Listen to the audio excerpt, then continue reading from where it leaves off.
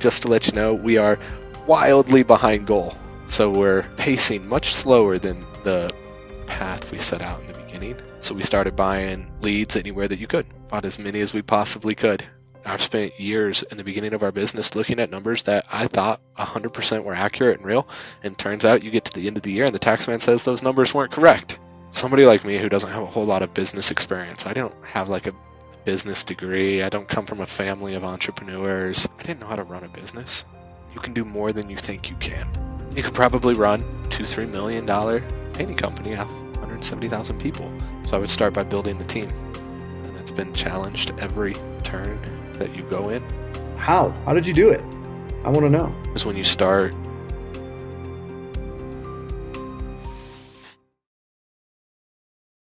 All right, welcome to the Painting Business Pro podcast.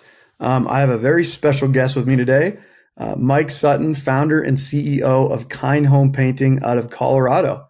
Mike, welcome to the show, man. Yeah, absolutely, Ben. Thanks for having me. Yeah, I'm super excited for this conversation. So Mike, you're one of the rare large painting companies, residential wise. You did right around 15 million in 2024 in painting. Is that right? Yep. Yeah, That is correct. that is not small growth, man. That's super awesome. Super awesome. So I want to get into that. I guess first question right off the bat. If you were to do it all over again, what would you do differently? So just advice for those who are at like 1 or 2 million in revenue or just getting going, what would you do differently? Yeah. So I guess a hair bit of framing to the running $15 million. Our first year was in 2018. So we've been doing this for about 7 years. And what would I do differently? Maybe I not don't much know. because that's some pretty awesome. Candidly, I have no idea. You live inside of that world of looking back, and there's some challenges that you face when you're in the rearview mirror, wondering what would I have done differently. Yeah. And I try to keep that focus on kind of what's in front of us. What can we do differently tomorrow? Um, and I would not in any way, shape, or form say it was an easy journey of $15 million in 7 years of growth. Yeah. Growth is more difficult than what I thought it would be. And oddly, just to let you know, we are wildly behind goal. Okay. In 2025? Yeah. At 2025, I probably anticipated more like 30 or $40 million in revenue. Yeah.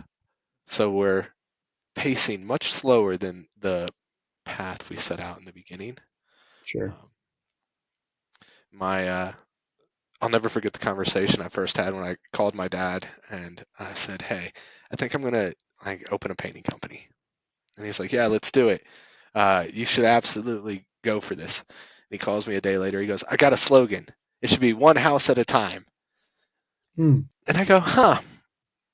I've got 13 houses scheduled for our first week." And he goes, "What?"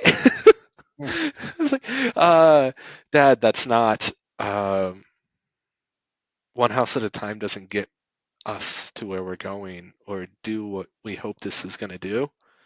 Yeah. But I appreciate the sentiment. It will be one house at a time. Right. Yeah. Just Well, that's great. That's 13 the first week. Yeah. Well, how did you, I guess, how did you do that? Because that's better growth than, we're in year 14 and, I think we'll hit 10 million this year at Foothills, but, that's some serious growth. So how did you do it? I want to know. what is the saying? All gas, no brake. All gas, no brake. Yeah. Somebody asked me that a while ago.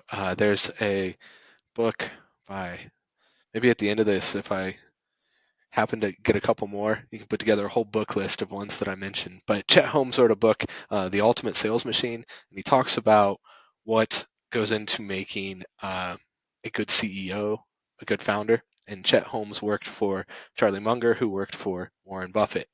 So it's basically the Warren Buffett philosophy. And what they do is when they purchased a company, they come in and they invest in the sales machines. Chet Holmes, who wrote this book, was kind of the sales guru that they'd plug into a company. And Chet has a philosophy that in order to be a good CEO, pig-headed is the number one characteristic you need. So stubbornly, we have grown like Thick-headed, yeah, quick. stubborn. Okay. Yeah. And I think I embody Chet's vision of hard-headed and stubborn very well. Nice.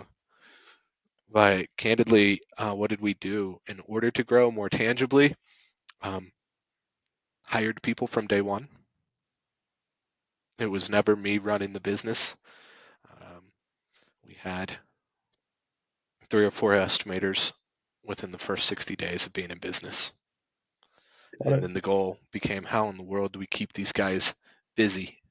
So we started buying leads anywhere that you could. Yeah. So every pay-per-lead site that could take our money, we were using. Home Got it. Advisor, Angie's List, Yelp, Nextdoor. It wasn't a pay-per-lead, so we didn't do Nextdoor in the beginning. Any pay-per-lead site, and I just bought leads. Nice. Okay. Bought as many as we possibly could. My wife, she actually was on the phones, and it would call and call and call and call. They'd be like, "No, sorry, can you give me a call at 7:30 at night?" And she's like, "Yep, absolutely." That's badass. Yeah. As we were trying to fill our estimators' Yeah. calendars and run there, and 7 years in a row, it was just plow back as much as you can into your sales team, and giving them an opportunity to get in front of clients. Yeah. So grit and just like beating the phones up, like hard work is one way you got there. Yeah, yeah. There's no easy formula Yeah. for it. And when you say hire people, I mean, obviously you must have retained a good amount of your talent. I mean, because to do 15 million, I'm sure you have a sizable team. So you just hired right off the bat, sales, production managers, just hit the ground running with it. Yep, yep. We immediately had a full-time office person, a couple, 3 estimators, a couple, 3 project managers, and myself kind of wearing a utilitarian hat. Year one, we had a couple people knocking doors, bringing in leads, and that was pretty much our team. I think in year one, we probably maxed around 15 or 20 employees Okay. our first year. And you have those peaks as a seasonal business where you hire up and then slows down and then higher up. Right. So Yeah. year one, we peaked somewhere between that, like 15 and 20 people. Okay. Got And it it. was phones, PMs, estimators, all of those positions. Yeah. Yeah. The main ones. Nice. Well, and so what's your breakdown? So 15 million last year, was that almost all residential painting or did you do some 100%. commercial? 100%. Got it. Okay. Yep. It says it in our name, Kind Home Painting. We're designed to paint homes, and it's built into our niche. Uh, as a company, it's you hear people talk about it all the time, but we've been following EOS traction Okay. since 2019, and our Nice. niche is residential house painting. That's what we focus on, and Yeah. we do turn down some of that commercial opportunity when it knocks on our door. We're Yeah. just not tooled for it. Yeah. Yeah. Well, I mean, that's smart. And I think for everyone listening, I mean, Alex Hermosi is a big proponent of this too. Alex and Layla Hermosi, I should say. She's phenomenal as well. Like the staying focused on one thing, Hmm. is so critical. And we've not always done that. We've learned that the hard way where we try to go do separate things. Generally speaking, though, we've always kept in our lane of repaint, mostly residential repaint. We're now doing much more commercial repaint, but we're not doing any new construction. We're not doing anything Hmm. that we don't know how to do. It's just it's like that chasing shiny objects. I mean, there's how many times have we tried to, like, I've wanted to get into roofing with how much hail we have in Colorado. And it's like, nope, let's just stay the course and build something special at NPG, you know? Yeah. So I think that's important for everyone listening that's just starting off. It's like, what are you really good at? Stick to just that. Like, stick to that, at least for the start. And don't try to spread yourself too thin, whether it's location wise or scope of work wise. Like, get really good at one thing and just stick to that for like freaking 3 years, 4 years, you know? My Yeah. recommendation, you know? Yeah. When we originally started, the dream was a little different. Yeah. Year one, we did uh, pretty. We did windows. Like if you go back and you look at our year one brand, it was Kind Home Solutions, uh, painting, windows, roofing, efficiency.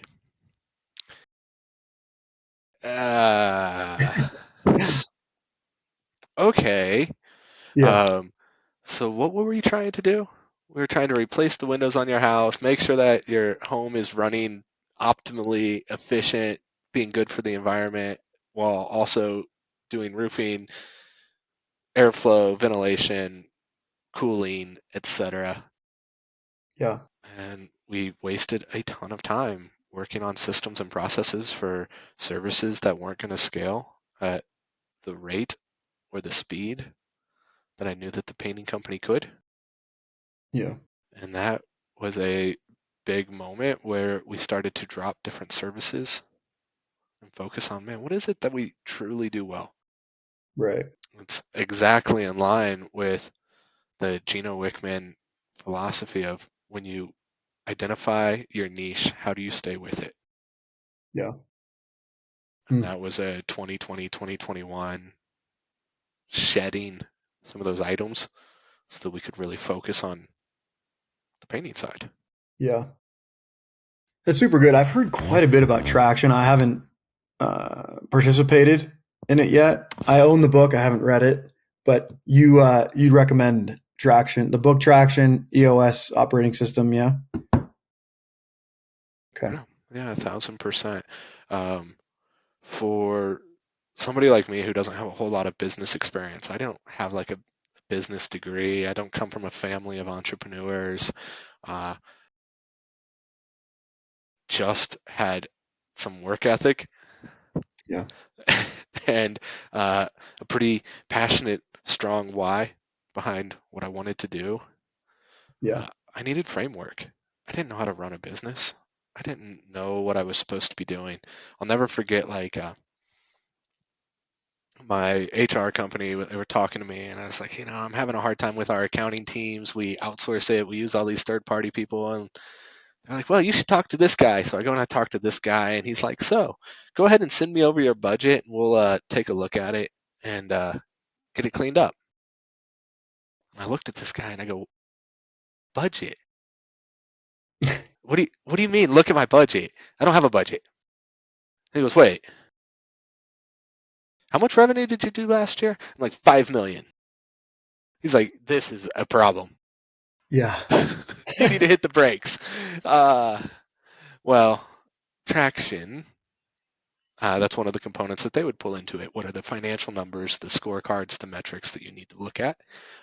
Always had tons of numbers, but a ton Yeah. of numbers in and of themselves aren't good. It's how are you going to organize them and make it clear Right. when you're making decisions around your business? Yeah. Yeah. How do you use Okay. those? Yeah. Yeah. That's so critical. That's one of our sayings. Like, if you don't know your numbers, then you just don't know your business.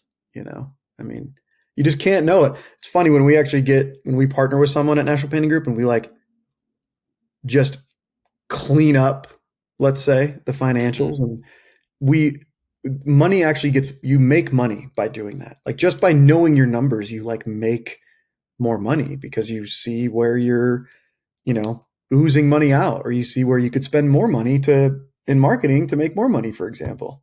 So yeah, we just it all starts there. It's not the only thing that matters, but like, you've got to know your numbers. Even if they're not the numbers you want, you've got to at least know what they are so you can do something about them. Yeah, there's so many challenges Yeah. around them, though. Um, we have tons of different places to look at something, and the integrity of your numbers absolutely matters. Yeah. 100%. Uh, are they accurate? Yeah. Are they real?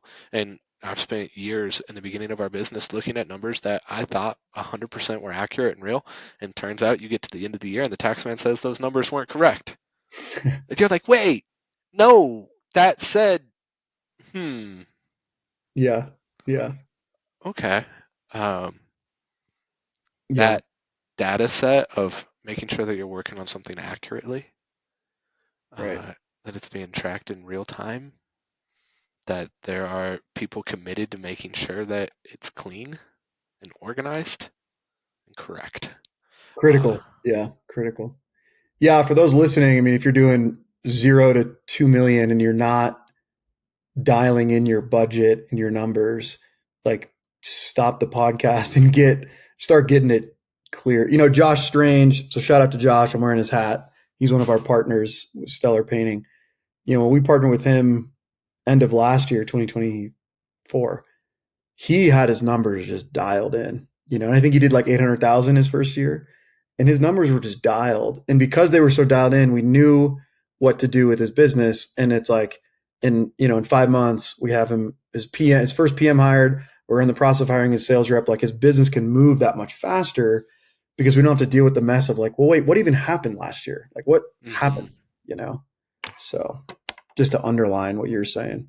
Yeah, Um, it's an area that can go unlooked, and you don't know it's as big of a problem until it becomes one. That's right. Yeah, that's right. If you're listening to the podcast, almost every single person that we talk to on this show is someone that we have worked with at Painting Business Pro. If you run a painting company or you're starting a painting company and you are really serious about building an amazing business while having a great lifestyle along the way, that is what we do best. When you work with us, you'll plug in to all of the systems, playbooks, training, and get coaching from me and my team.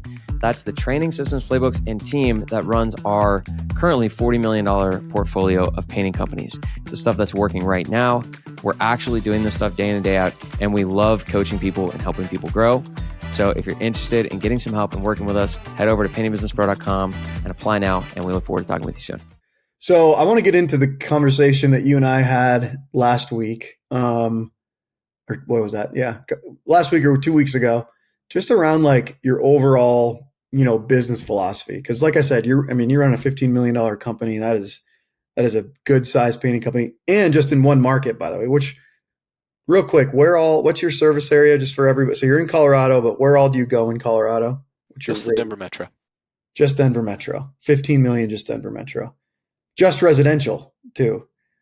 Super awesome. And we're nowhere close to the largest in Denver. No, that's true. So there's multiple organizations that would put us, highlight how small we are. Right. And I think that's something that many people underestimate is the size of their markets. I agree. And what a market actually can sustain and support. Yep. There's multiple companies in Denver that are probably exceeding $30 to $40 million in revenue, and those probably exist in most major markets.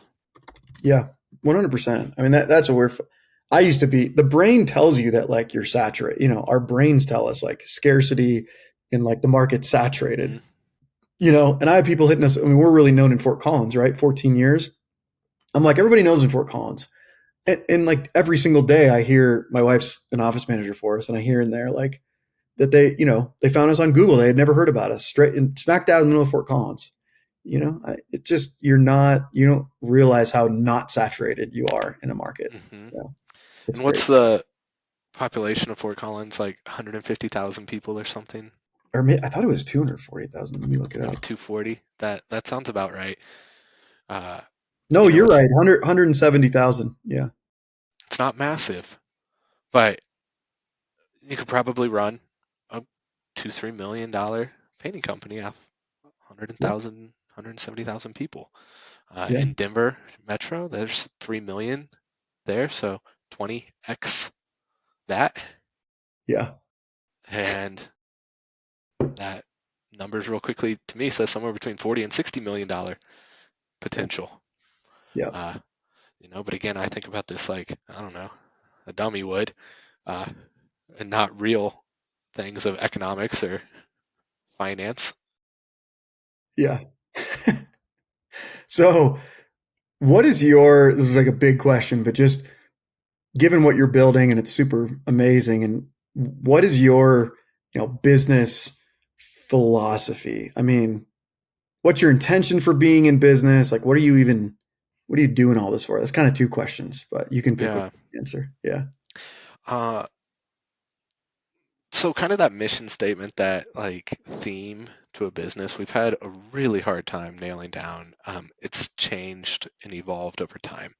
The very first purpose statement was to be the best company to work with. And when that hit, we were talking about to be the best company for our employees to work with, to be the best company for our subs to work with, to be the best company for our clients to work with. And it went in that order of when you say we want to be the best company to work with, and what does be the best? Like, what a generic, awful term to have in a purpose statement, because best is subjective in many ways, and Foothills, I'm sure, is an incredible company and does many, many, many wonderful things. You can't just be a best, but that was our logo. And ultimately, it's been my belief from day one that businesses are really here to serve their employees. And is it possible to run a people-first business that prioritizes work-life balance, earning potential, long-term sustainability of a role, and make money as a business? And it's been challenged every turn that you go in. Yeah. How do you give raises to people on a team every single year and have that not go into your profit margin? Great. Right? Does a project manager work for you every year and you're like, well, hey, here's the deal. You're only going to get paid, well, I don't know, somewhere like $60,000 to $70,000 a year forever. That's Or you're like, hey, you'll start at 65, next year we'll bump you to 70, then the next year you'll go up to 72, then you'll be at 78, and then you're like, wait a second, when does this stop? yeah. Where's all the profit going? I give raises every year, but there's no money left over. Yeah. I don't know, somewhere inside of there. Of how do you make an compensation packages that are incentive based but continue to scale with the company, that are geared towards long-term retention of employees. Mm. And we have project managers that have been on our team for 6 years, 7 years, salespeople who have been here for 6 and 7 years.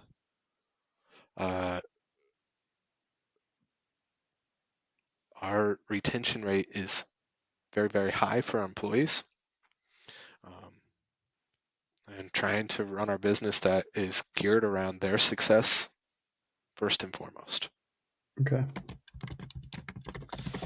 And you and I talked about it briefly, but in our benefits package, we have unlimited PTO policy, a hybrid work schedule, so work from home, work from the office, health insurance, 4 different health insurance plans for our employees to choose from, reimbursement for the healthcare, a $200 a month wellness program to anything that brings you joy, 401k matches, and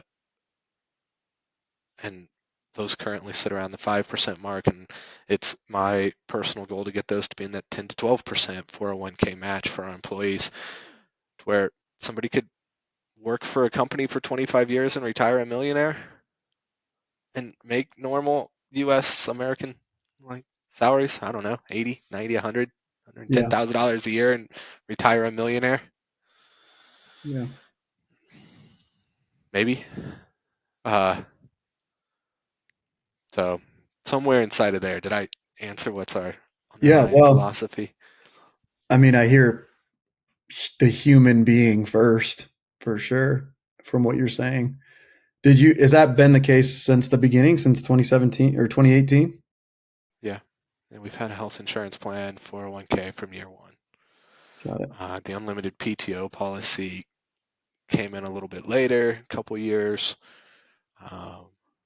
And the hybrid schedule was a post-COVID schedule for all of our office and management team. Yeah. Nice. Right. Yeah. I love that. I mean, I think it's something we definitely say a lot at Painting Business Pro is like, put your people first. I think just given our conversation and what you just said here, I think you really embody that. It's super cool to hear someone embodying that instead of like trying to fit it in to the success of the business. Like, oh yeah, let's also take care of our people.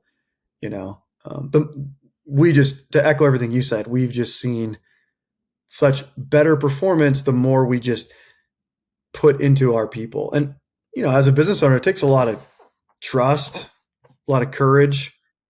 I mean, it's not an easy thing to just to give away all that and yeah, potentially sacrifice profit, which is where you make money, obviously, as the business owner. But I've never regretted doing that. I've never regretted giving more. Even when it hasn't worked out, it still, I think, was the right call. Maybe just the wrong. Maybe there's something else that went wrong. But where Yeah. with your subcontract, because do you mainly subcontract out the work like us? Yeah. How do you fit that philosophy in with your subcontractors, would you say? I think a lot of people listening that's probably a harder part where to align subcontractors with what you're doing. Yeah. Transparent pricing. Yeah. On jobs. Making sure that they know what they're earning and how they earn it has gone a very long distance for us. Yeah. So trying to move away from the negotiation or a percentage of a job. A sales guy goes out, gives a large discount, and then the sub eats it. Yeah. Because the sales person gave it away. No, I've taken those discounts on as a business from day one. So if I have a sales rep go out and give a 30% discount to compete with somebody to match a bid, etc., well, they're going to feel it on their gross margin rate because we're going to pay the subs off the undiscounted price. They didn't give the job away. Yeah. To paint that house. My sales team did. Yeah. That's one of countless ways. Investing in subcontractors to help them grow their business. Recognize that they're a business owner just like I am. And they struggle with things the same way I do. Payroll. Have you ever talked to some of your really good subs about how they pay their people? Or a sub that might have a couple teams that work for them? You're like, so did you pay them per job, or did you pay them hourly, or did you pay them on a weekly rate? Wait, you don't know? Oh, they just told you hours at the end of the week how long they worked? They said they were at how much did they work? No, that's not true. I think we need to work on some solutions here to help you run a business the same way that I might run mine.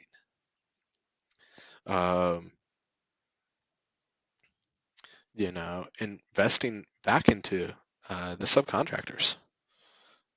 They've got equipment, they've got maintenance, they've got vehicles. And we've tried very much to make sure that all of our subs have the right type of equipment and that they can afford to buy it. And we help them as much as we can have the tools that they need to be successful. Nice. That's huge. That's awesome. It's funny. I think like we've gotten better at this. We used to be really bad at this. It was kind of like, just get the job done, just get the job done and not kind of looked at subs almost as like, at worst as like adversaries, at best as like a tolerated uneasy alliance, and now it's like, if you think about it, they're the people with our clients more than any of us. Yeah. More than the sales rep, more than the production manager, maybe more than those two combined. And so you've got to pour into them because they represent our companies more than anybody, you know? And I think, yeah, anyway, and they're the ones out in the hot sun. They're the ones doing the work. Like, we all have hard jobs. We all work hard. I get it. But it's just, having the kind of humility to say, hey, like, these guys, like, how can we serve them? They're serving us. They're the ones doing the work. I don't want to get up on a ladder and paint, if I don't have to. Like, how can we serve them? I think is just so critical. Yeah, it's, you may have heard a vendor refer to you as a partner.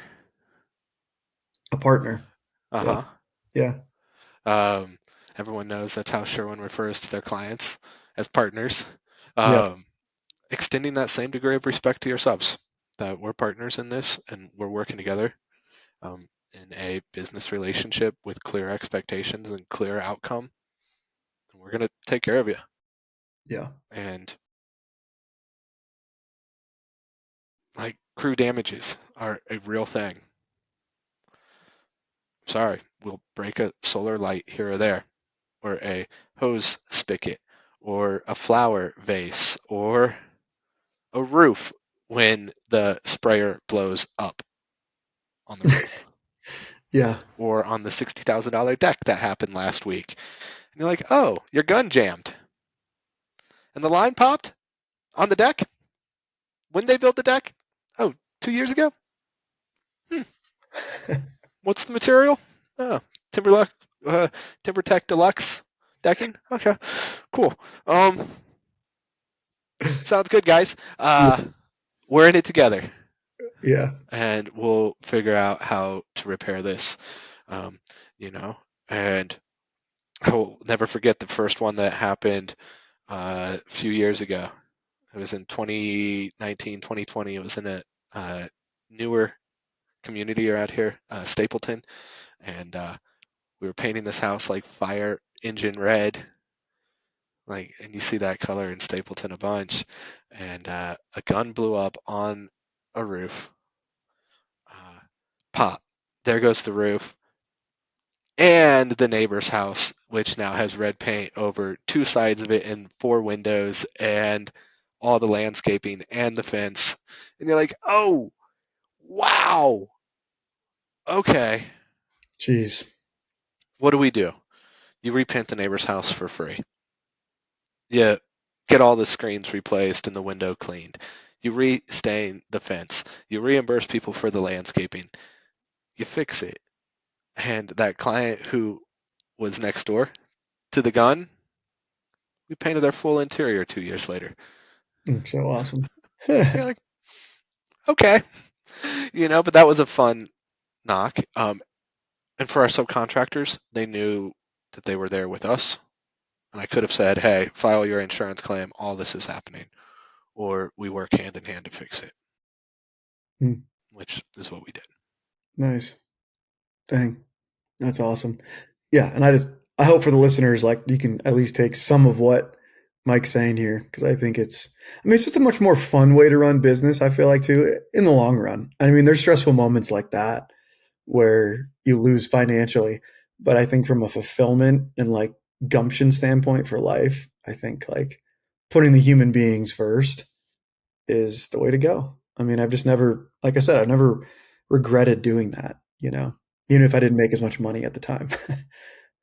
So yeah, there's certainly a balance somewhere in there. there is. Yeah. Well, any last advice you'd give any of our listeners? Like I said, I mean, most of our listeners, anywhere from 0 to, 2, maybe 3 million in revenue. We got some bigger companies than that too, but the $0 to $2 million range, what advice would you give those owners and CEOs? You can do more than you think you can. And where I see many people stall in that growth is a fear-based level. They're afraid of making that first hire. They're afraid of teaching somebody to do something that they don't know how to do exceedingly well. Yeah. They think, wow, I have to be a really great salesperson in order to train a salesperson. Yeah, kind of, maybe. You at least need to know what you're doing. be able to have a conversation with the salesperson about how am I going to train this guy to do it. I at least have to be able to like teach a project manager, hey, here are the like fundamental steps. Here's how I'm going to give you a job, and this is what I want it to look like when we're done. And here's some like guidance for the in between. Mm. As everyone is probably familiar with the book E-Myth, Mm-hmm. from day one, I never set out to build a job. My goal was never to have a job. That wasn't what I wanted to do. I didn't want to be my own business owner so that I could be a painter, or I could go be a salesperson, or I could go be this. I wanted to build a company. I wanted to build a team, just like you did, Ben, where it's I'm going to put people in strategic positions where they can run the business. That first moment of letting go is terrifying. Vern Harnish has a book called Scaling Up. And in Scaling Up, it talks about the valleys of death. And when you go from being an entrepreneur, a soulpreneur, which I imagine a lot of people in that $1 million range are soulpreneurs, they're working independently on their own. They're not building a team, to when you do your first $2 million or $3 million a year, and you can't do $3 million. Some people can do $3 million on their own. That person is a certified badass. Yeah. But you're not going to be able to do that for 20 years. Right. Running $3 million on your own is tough, but I have seen people do it, especially if it's in the residential game. Yeah. You know, maybe $3 million of commercial, running half a dozen job sites throughout the year with good foremen, maybe. On the residential side, depending upon your average ticket, you're running a lot of projects. Yeah. In a short window. So I would start by building the team. And hire before you think you need them. And then the difference between the 2 million and the next kind of valley of death that Vern Harnish talks about is when you start building backup plans for backup plans. And, I have talked to a lot of business owners who might have 2 project managers and 2 salespeople. And with that, you can run a $3 or $4 million business. But what happens when one of those salespeople moves on, or when the project manager quits? Do you lose 50% of your production? Right. Or do you lose 50% of your sales? Or do you, as the business owner, get back into the business and start doing sales or project management? Yeah. And that was too high risk in my mind to only have a couple. You need to have a backup. When you put together an unlimited PTO policy, time off. If you have 2 employees and one of them takes time off, your business is down 50% of its workforce. Yeah. Which means that other person has a 100% increase in workload. However, if you had 10 employees doing one job and one of them takes time off, you're down 10% of your workforce, or every other person, their workload increased by 10%. That sounds sustainable. Yeah. Well, if you have 2 employees, I don't suggest writing an unlimited PTO policy. Right.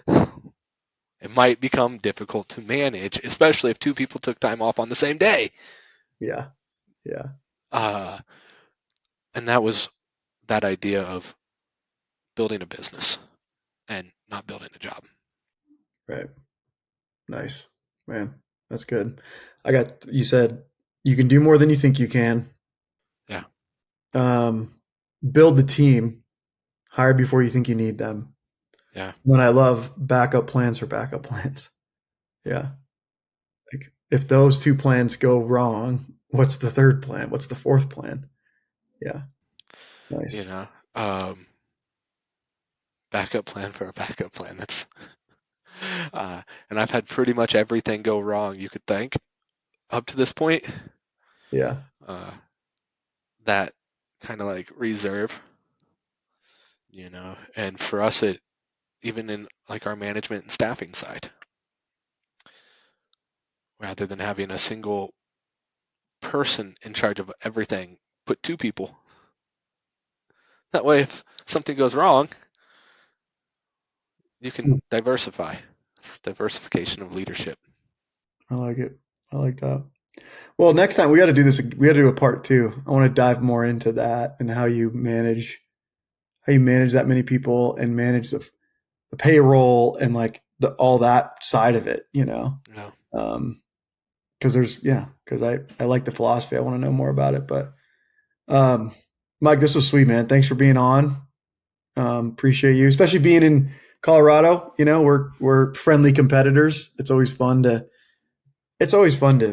cooperation as Jason Paris coined. Mm-hmm. I think that's like, yeah, we're competing, but we're also, I mean, there's so much work out there. We're not really competing. Yeah. So, yeah.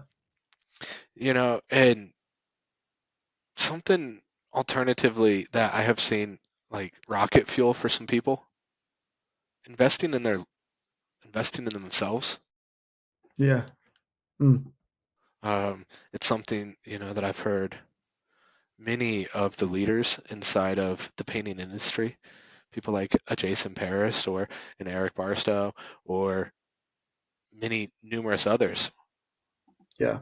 hiring coaches, attending seminars, going to sales training courses, like Yeah. invest in yourself and your growth. And it was really early on when a substantial percentage of our business was going to coaches. Still Right. does. Yeah. I think my organization is hundreds of thousands of dollars get invested into development, Yeah. leadership development, training. Yeah. And when you talk about be the best place to work with, you're like, well, okay, but I'm not going to actually give you anything to get better. I'm just going to ask you to do it, Ben. Yeah. Like, no, how about I hire you a coach and put you into a course and help you fulfill those dreams that you were looking for. So I agree. We spent a ton of time and money in that too, developing ourselves and our people. I mean, it's, I could almost say, arguably, it's the number one reason we've had the success we've had yeah, is developing ourselves. It's like you try to be a pro basketball player, you're at the gym constantly working on your shot, your dribble. As a business owner, there are so many resources out there to become a better business owner. Use them or don't, but I recommend using them, if you're committed to building something, that is. If you're yeah. not, then don't. But yeah. Do you still work with Breakthrough Academy?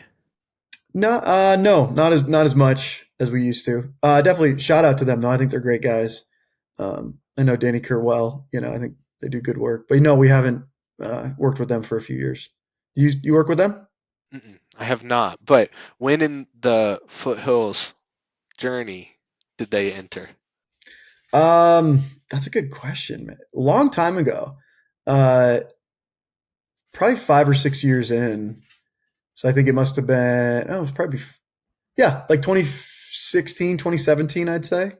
Okay. Eric would know more, but I think that's about when they hopped in. And they brought a lot of clarity. Speaking of numbers we talked about earlier, they brought a lot of clarity. We got a lot of good, sheets and, Google Sheet stuff to really understand, create trends, know where our business is at. We have a good CRM now that does that. But before our CRM, like that was a huge, huge lift up from where we were, which was like, I don't know, what was a budget, kind of thing. Yeah. Yeah. So probably in that like $2 to $3 million range, I think so. Yep. I think it was around then. right? Where you can start to cut off a piece of that budget to go in and do that. Yep. Exactly. Yeah. Well, and people in PBP, I mean, obviously they took that. If you're listening to this and you're a PBP member, which I think 99% of people listening are, that's a step in the right direction. Like, okay, I'm going to start a business, but I'm going to do it alone. I mean, maybe you are a solopreneur, but you're like, let me find people who have messed this up a lot and can give me some pointers on how to not mess up so badly. I mean, that's basically what we do is like, hey, here's the thousands of mistakes we've made. You're still going to do some of them the hard way, but like, here's some you don't have to do the hard way, Mm-hmm. So, yeah. Yeah, that's like, you guys absolutely fulfill that for Well, so many people. yeah, thanks, man. Yeah, Yeah. it's fun. Yeah, it's fun. Yeah. And we're still messing up on a daily basis, by the way, just for everybody, for everybody listening, we're still messing up on a daily basis. So, but you got to just learn to embrace that and really kind of enjoy it in a way, like it's an opportunity to it really is an opportunity to get better. It still stings. I still hate failing. But it is an opportunity to like really elevate your game if you look at it that way, Yeah, we have a process in our company. It's a lessons learned process. Yeah. And when anything goes off the rails, we require a lessons learned report Nice. to, if you're going to make mistakes, they might as well learn something from them. Yeah. It That's was 10 or good. 15 years ago, somebody told me, you don't learn anything in the painting industry that doesn't cost you money. That's, yeah. Like, That is a huh, sound saying. Yeah. Yeah. okay. And I've learned stuff like filtering your paint, Yeah. how much that might help with a gun blowing up. There you go. I didn't even know that one. Take that. If you're listening, take that. You learn if nothing you else. if you're Yeah. behind the gun, filter your product so it doesn't blow up on a roof. Seriously. Uh, Simple little steps, Yeah. and by no means was I ever a craftsman. I didn't grow up painting houses. I just happened to fall into the business and realized we could make a difference doing it. Yeah. Mike, this is super fun, man. I appreciate you hopping on. I know you're a busy man, about to have a kid. You're a busy guy. So thanks for Awesome. being on. We'll have to have a part 2. Ben, that sounds great. Thanks, man. Bye. Hey guys, if you're enjoying the show, it would mean the world to me if you would leave a quick review for the podcast and what you gotten out of it. It helps our show reach more people and inspire more people. Thank you so much.